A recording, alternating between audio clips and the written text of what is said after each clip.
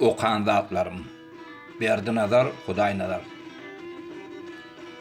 Gözlerimin gören okan zatlary, ýazyň ýagyşy, kışyň harasatlary, kadimi musoyun harabalary, akbalyň ýutduran hunabalary, hyzyr gören çölle daňyň atyşy, sehrada bägülüň gözüni açyşy.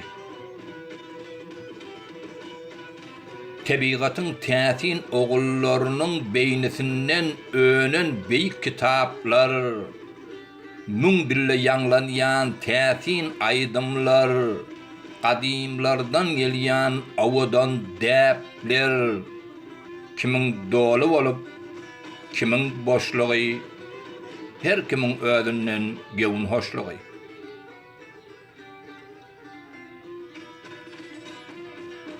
Jahana bir şaýsyz gelen insanyň şaý diýip pullayıp hallan atyşy, ahir soňy ýene şol gelşi ýaly bu dünýäden kör köpüksiz ötüşi, yalan gülüp yalan ağlamak ýaly, özüň dek adamy aldamak ýaly.